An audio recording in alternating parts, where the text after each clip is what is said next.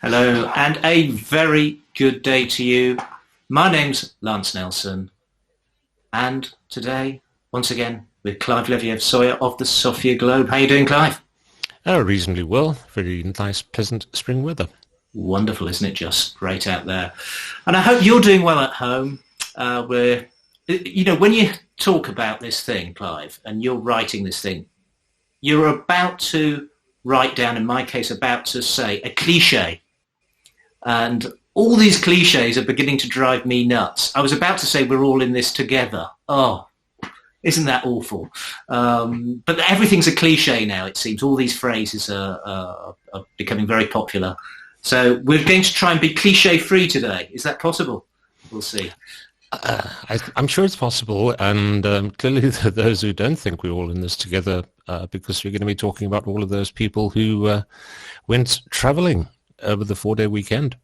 And before we come on to that, so stay tuned for that, we're first off going to talk about the latest stats on online shopping, and then we're just going to broaden the conversation to talk about some of the places you can buy stuff online here in Bulgaria, wherever you are in Bulgaria.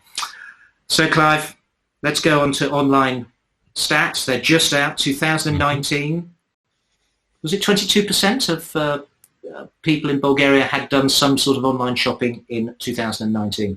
Yeah, 22%, which interestingly is the lowest percentage of the entire 27-member European Union, but that has risen from 5% 10 years earlier in 2009. So it is tracking the process, and 60% average in the European Union.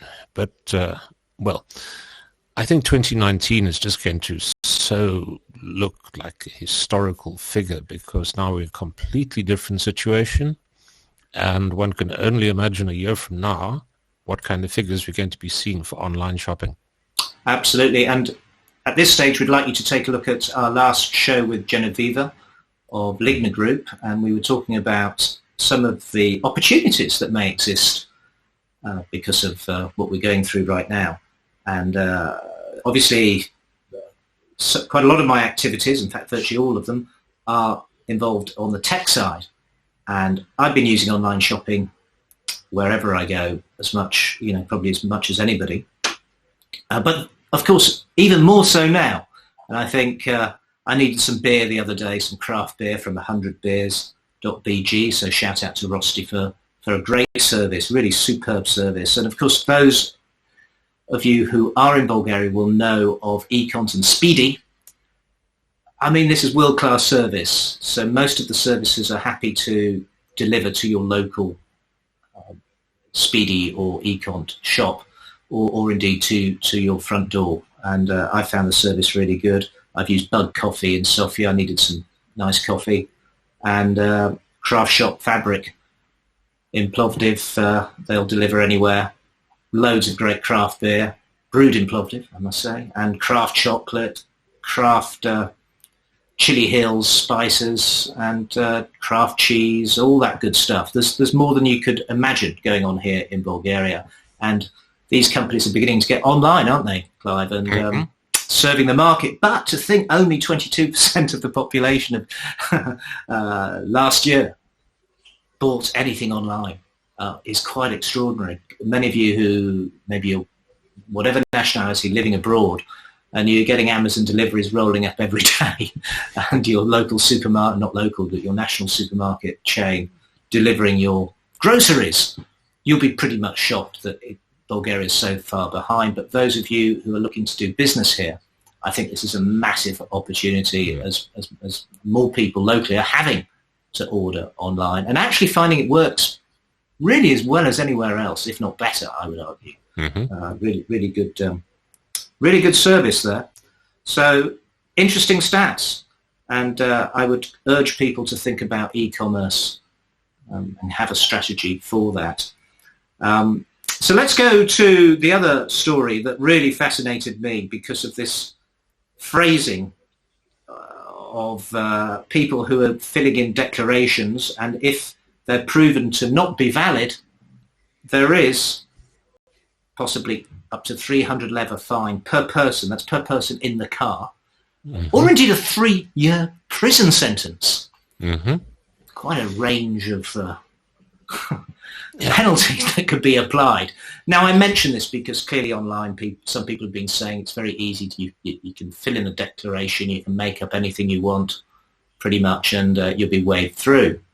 But what happened, Clive, on Thursday, last Thursday, just before Easter, Friday, what happened? What was announced?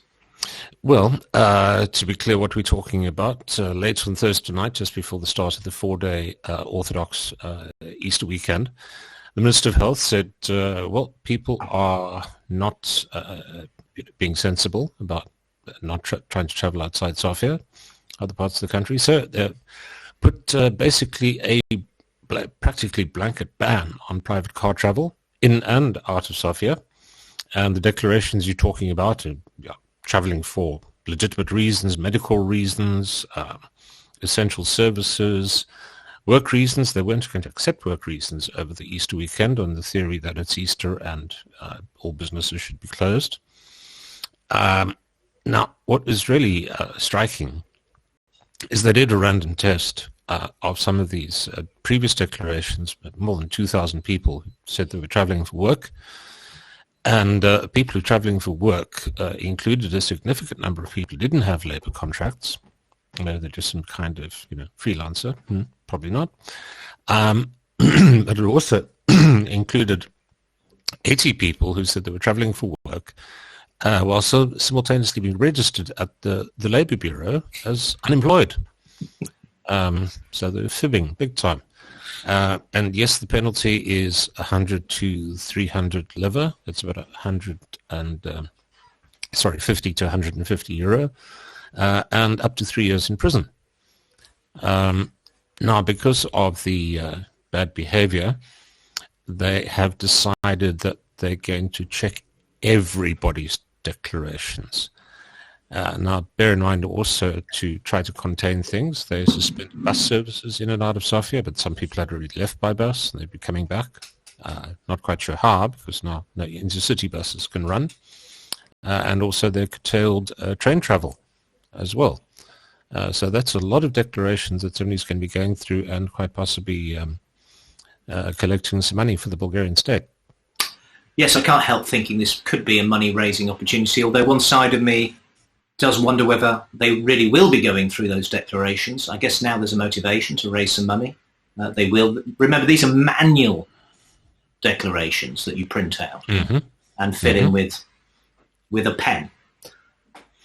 So the popular opinion was on the street that they probably would be just discarded.